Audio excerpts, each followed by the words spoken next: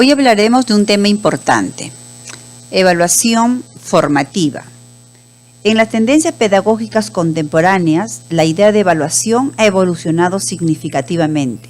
Ha pasado de comprenderse como una práctica centrada en la enseñanza que calificaba lo correcto y lo incorrecto y que se situaba únicamente al final del proceso a ser entendida como una práctica centrada en el aprendizaje del estudiante, que lo retroalimenta oportunamente con respecto a sus progresos durante todo el proceso de enseñanza y aprendizaje. La evaluación entonces diagnostica, retroalimenta y posibilita acciones para el progreso del aprendizaje de los estudiantes. Veamos entonces, de forma más sencilla, qué es la evaluación formativa. La evaluación formativa viene a ser un proceso de carácter sistemático y permanente, tanto de maestros como también de estudiantes. Por lo tanto, podemos decir que aquí se comparten metas. Este proceso sistemático, tanto de docentes como estudiantes, permite recoger evidencias de aprendizaje de ambas partes, tanto de docentes como de estudiantes, para poder tomar decisiones oportunas. Y esas decisiones oportunas no solo las toma el docente, recuerden, también las toma el estudiante, puesto que ya conoce cuáles son las metas a las que se espera llegue. Por eso es importante, ya los decíamos en los videos anteriores, cuando trabajamos, por ejemplo, en unidad didáctica, que al comienzo de esta, es decir, de la unidad didáctica, el docente tiene que informar al estudiante cuáles son los aprendizajes que se esperan, cuáles son esos propósitos que se están planteando, traducidos como aprendizajes que se van a desarrollar en los estudiantes. 3 pasos claves para poder entender la evaluación formativa. Primero, ¿cómo evaluamos los aprendizajes? Entendidos estos últimos como el desarrollo de competencias. Para poder evaluar los aprendizajes, planteamos a los estudiantes problemas, retos genuinos que les permitan poner en juego, integrar y combinar diversas capacidades a fin de responder frente a un problema o de lograr propósitos. Para ello, tanto docentes como estudiantes tienen que conocer las metas previstas. Otro paso, ¿en qué parte del camino nos encontramos?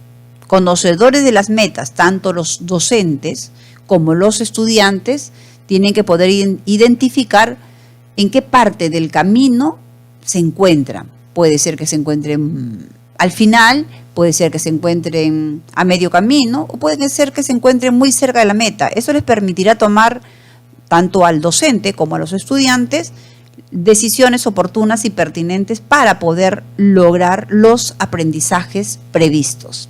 Para ello, recuerden ustedes que cuando hablamos de metas nos estamos refiriendo a los estándares de aprendizaje y también a los desempeños cuando nos referimos al grado. La tercera pregunta, entonces ahora ya conocedores de en qué parte del camino nos encontramos, decimos qué haremos para avanzar hacia las metas, es decir, metas ya conocidas, insisto, no solo por los docentes, sino fundamentalmente por los estudiantes, porque ambos tienen que colaborar para poder llegar a las metas previstas. Un aspecto fundamental en la evaluación formativa es la retroalimentación, que viene a ser la columna vertebral en realidad de todo esto. Pero ¿qué cosa es la retroalimentación? Vamos a ver, esta retroalimentación vienen a ser las devoluciones que hace el docente al estudiante, evidenciando de manera asertiva no solo dificultades, sino también fortalezas, a fin de que éste pueda caminar seguro hacia las metas. Esta retroalimentación puede ser de forma escrita, como por ejemplo cuando se hacen anotaciones al margen, es decir, el estudiante necesita saber cuáles son las dificultades, cuáles son sus fortalezas, para que, como decíamos hace un momento, con paso firme y seguro pueda ir hacia las metas ya conocidas, no solo por el docente, sino fundamentalmente por ellos mismos. Pero también pueden ser de forma oral, pueden ser descriptivas cuando el docente les dice cuáles son esas dificultades, cuáles son sus fortalezas, qué requiere y qué necesita para poder llegar de forma firme y segura hacia las metas. O también puede ser de forma reflexiva, es decir, que a partir de preguntas haga que el estudiante se dé cuenta de ello, ¿no? De cuáles son sus dificultades, pero también de cuáles son sus fortalezas. En este sentido, recuerden que no solamente es el docente o la docente quienes son los que dan cuenta de estas dificultades y que se queda simplemente en ello. O sea, doy cuenta, sé cuáles son las dificultades de mis estudiantes, sé cuáles son las fortalezas de mis estudiantes y entonces yo trabajo de forma aislada, ¿no? Aquí tiene que participar también el estudiante.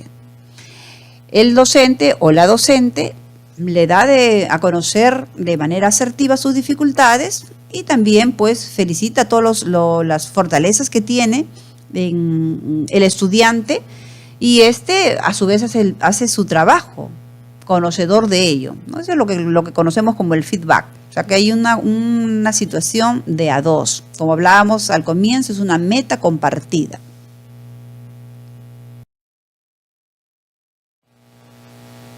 Ahora haremos un distingo entre lo que es retroalimentación y reforzamiento. Dos palabras que durante décadas se creyó que eran sinónimas y que sin embargo no lo son. Ahora veremos por qué. En la retroalimentación no solo se reconocen dificultades, también se reconocen fortalezas. Pero también añadimos a esto lo siguiente. Ese reconocimiento de dificultades y de fortalezas no solo es de parte del docente hacia el estudiante, sino que también es del propio estudiante, reconoce sus dificultades, sus fortalezas para poder caminar seguro y firme hacia las metas establecidas que ya las conoce. Y en el reforzamiento solo se reconocen dificultades. ¿Y quiénes las reconocen? Solo las reconoce el docente. El estudiante es un ser pasivo aquí. En la retroalimentación se centra en los procesos, es decir, que esto permite hacer ajustes y reajustes de forma permanente para poder obtener buenos resultados. Igualmente, estos ajustes y reajustes no solamente es de parte del docente, sino también fundamentalmente del propio estudiante. En el caso del reforzamiento está centrado en los resultados, ¿no?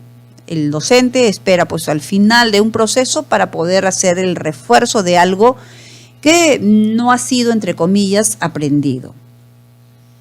En la retroalimentación se promueve la autorregulación, o sea, el docente actúa como un mediador para que el estudiante pueda darse cuenta, obviamente con su apoyo, de cuáles son sus dificultades, cuáles son sus potencialidades, a fin de poder llegar hacia la meta prevista y en muchos casos sobrepasar esas metas. Recuerden que esas metas las estamos planteando desde la perspectiva de los estándares de aprendizaje que ya los tenemos en los documentos curriculares en el caso de los ciclos y en el caso de los grados, los desempeños. En tanto que en el reforzamiento se promueve la memorización y el docente no es un mediador, el docente es un instructor.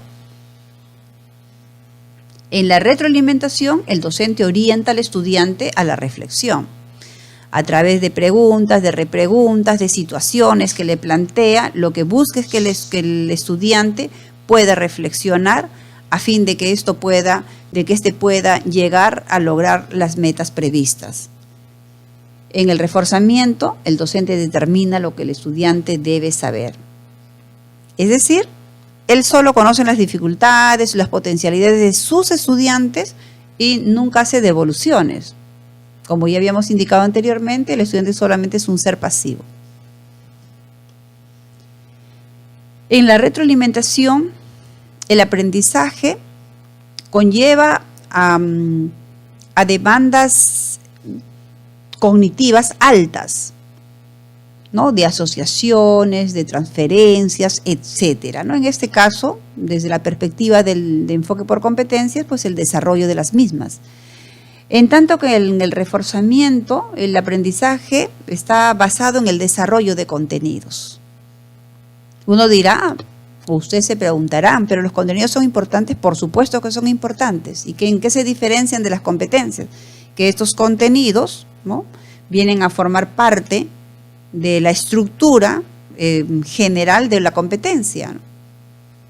Que recuerden que tiene 3 dimensiones: conocer, hacer y ser. ¿Qué necesitamos hacer para poder lograr buenos aprendizajes? ¿Necesitamos retroalimentar o necesitamos reforzar? La decisión la tienen ustedes, queridos maestros. Muchas gracias.